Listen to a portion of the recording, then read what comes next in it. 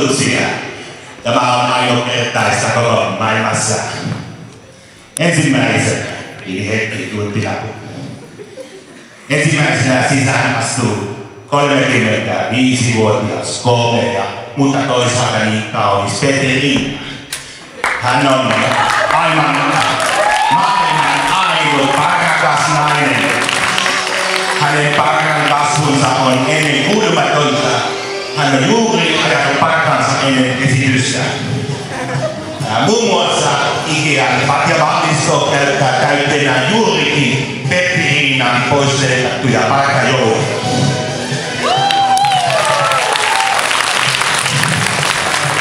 Seuraavana vuorossa maailman honori-taikuri Anton Riikihappo Hakarainen.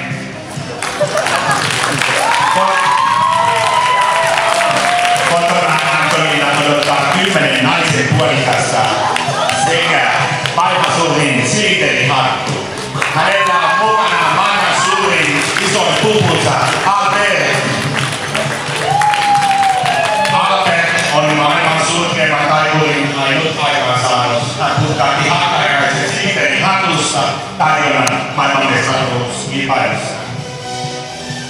Seuraava kolmantena lavalle saapuu maailman iso ritaisin mies Löllo Kalle. Löllo Kalle on kasvattanut maailman suurimmat rinnat.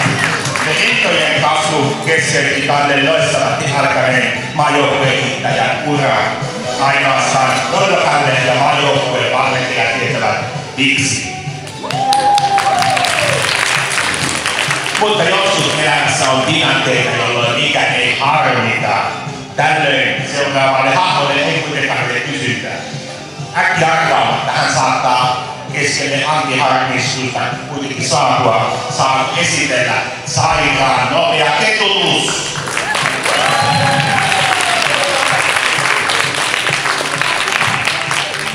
Seuraavana lavalle astuu possupuolin sisarukset Stina ja Riina.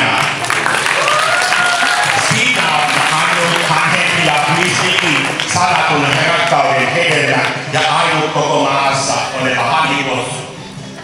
Sitä vastoin Stinan puoliso Riina on menestynyt kansallisissa kauneuskilpailussa. Riina on nimittäin hallitseva Miss Possu vierestuoli sekä nationaalinen Miss Possu.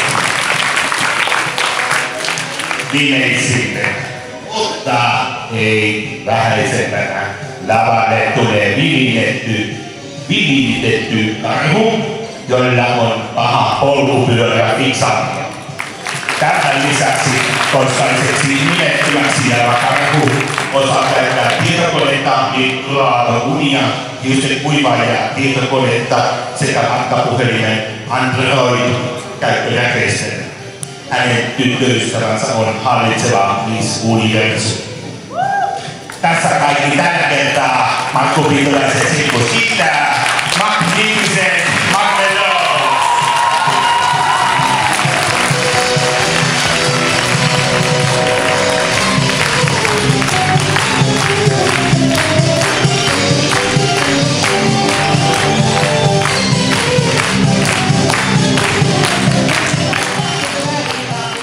Puolestani nyt on säätö. Etelä-Suomessa on puolenpilvistä. Aurinko pilkahtelee väliajoin. Koko maata hallitsee matalapaine, mutta tuolla yön aikana korkea paine leviää ja lumi maasta pois. Lumipeite täällä Lapissa saattaa olla -2 ja -celsiusasteen välillä.